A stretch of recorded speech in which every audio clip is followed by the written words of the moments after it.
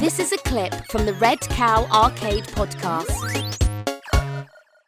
Better Call Saul, my goodness. And we didn't really talk about I don't think we talked about the ending of the last first half either, where Oh really? We didn't talk about the spoilers. Spoilers for Better Call Saul. The killing of Howard, Patrick Fabian's character, which was a shock. At first I thought it would feel really wrong to kill any of these kind of Jimmy's World characters. Mm-hmm. Like you don't have to, just because they're not in Breaking Bad doesn't mean you have to kill them, Yeah, so I thought, I was like, oh, I hope they don't kill them. But of course they always make it make sense. Always. Yeah. And it's great that you have this character with Howard and you're just like, I don't know, you hated him, but then you realize, the part where Mike sits Kim and Saul down, and he's like, "Well, you were sort of doing this to him anyway, right?" He's like, "We're continuing the fiction that you were already writing," which really I think makes it real that they were sort of killing him, Yeah, totally. And for that reason, I think a lesser show would have had the shock moment of Lalo killing Howard. It'd be a gimmick. It'd be like, oh my God, you didn't see that coming. You didn't know we were going to destabilize the plot that much.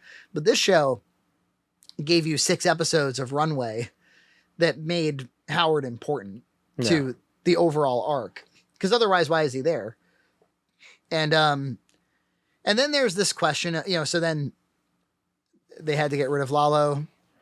And I think, burying the 2 bastards together under the lab it really I went to bed having weird dreams. When they just flop them into that hole together, and these 2 so different people being in this very cold, just remorseless pit, it's just it's creepy. It's creepy. And one of the dead guys so unnecessarily killed the other, Yeah. It is haunting. I think it makes sense that Gus would be the one to finally get Lalo. It just makes sense. It wasn't going to be like Saul, I thought for sure it was going to be Mike, and it was going to be, sort of a close to the end of Mike's arc, and it would sort of tie a bow around his loyalty to Gus or something like that. But it ended up being much more interesting to see Mike be taken by surprise. And now we have this kind of new dimension to their relationship that I never expected, which was that Mike and Gus don't exactly go together, Mm-hmm. they're not really a super compatible pair, where in Breaking Bad, it feels like they are, but not so much. Gus is a bigger son of a bitch than Mike is. Yeah. So, and it was also, good I loved him shit talking to Lalo. That was so great too. And just getting the actor to do his chops, his angry chops. And then, and again, him getting in a lucky shot, might be the kind of thing that I might bump into, but they did it artistically. They had the lights go out. You don't know if he got hit or not. Gus is sitting there scared. It's weird to see Gus scared. We don't see that in Breaking Bad at all. But then when the lights come on and you learn that he won, the character shifts essentially into the Breaking Bad version of himself, which is and Lalo, all confidence. All Lalo having that Cheshire Cat smile and coughing up blood, just going out in such a Lalo way. It just they really do respect their characters. They respect the audience, and it's just it's beautiful to see something like that. And it's all so sophisticated. The visual language and the writing and the acting and all of it is all excellent. But I think at the root of it, I'm not necessarily convinced that everybody that works on this thing is just a natural talent, No. I think it might be more like they take a lot of time and care and thought. Let's really think about specifically the writing from every angle so that no matter what we shoot, it makes a lot of sense. Yeah. And it's always unexpected too. It's always, it's never quite what I thought, and sometimes it's simpler than I thought. And sometimes it's more complex than I thought, but it always makes sense. So yeah, the big one now is I think the question of the whole series was starting to be, what of Kim? You know, why don't we see Kim in Breaking Bad? It's starting to be like the mystery of the show. And you know, does she go to jail? Does she die? Does she, you know, does she put him up to becoming a more Saul than he already is or whatever? And they just answered it so simply, so beautifully, which was like, she committed her final crime with him that she can't really cope with. No. She doesn't like herself when she's with him, you know? Yeah. And it was like her final like gift to her was like lying to the Howard's widow, you know? It's like, yeah, it's like, how heartbreaking was that kiss in the garage? Yeah. You know, when you just, and it echoes, you know, the kisses that they had in the garage early on in the show. So they have some nice, you know, callback, but yeah, when I didn't quite know what was going on either, but when she kissed him, I was like, I know what's going on. Yeah. Like, that's it. And then the dialogue, you know, I love you. And so what, you know, like we're hurting people. Yeah. And just like, yeah, Saul's like desperation there too is so like painful. And no, it was a great scene. And like, you know, again, like you said, surprisingly simple. Like, of course, of course that's what it is. It's not something like contrived and silly that you'd see in like a lesser show, but and then the thing that rocked my world, the thing that I haven't stopped thinking about was the way that they, you know, because the second major, or maybe it was the first major mystery of the show, is when will he become the Saul we know from Breaking Bad?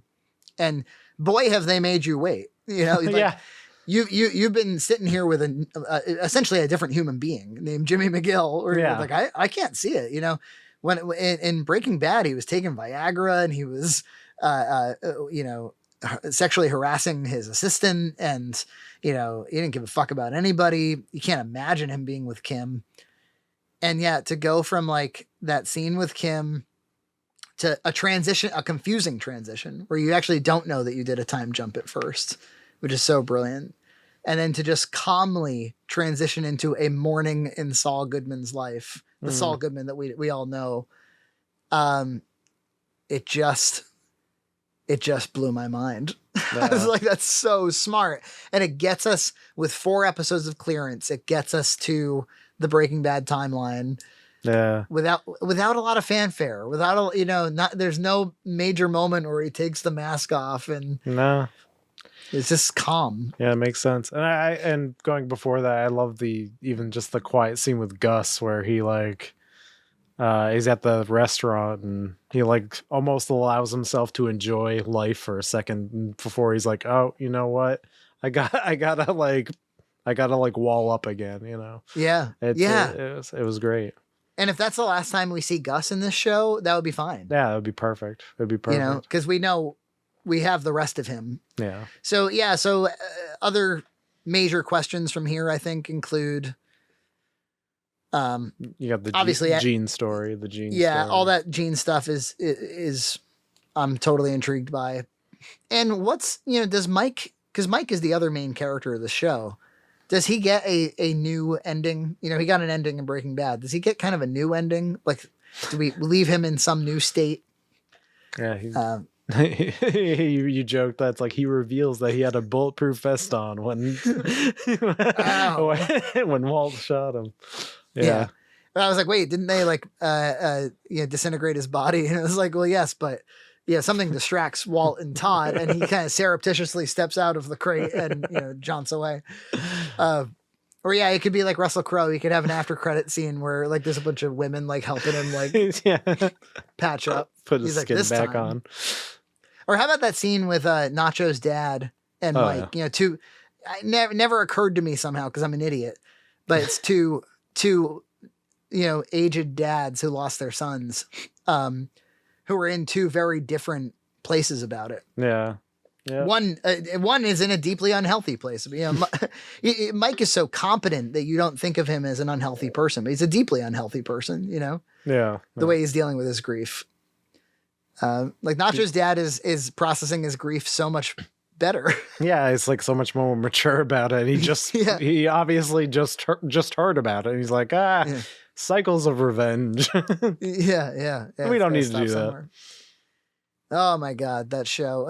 When it's all over, man, it's gonna be a sad thing. Yeah, we'll have nothing. Yeah, it's like a pagan sacrifice. Like we had to sacrifice all media for one good show. Yeah. Well, hey man, it's it's good, and it's good in its own right. It's not just, it's not in the same way as Breaking Bad, and it'll never be, but it's got its own thing. It does its own thing carefully, perfectly, masterfully. And man, I can't even imagine what they're going to do for the next 4 episodes. Jesus. You could just learn so much about filmmaking and writing just by studying that show carefully and just thinking about that show carefully.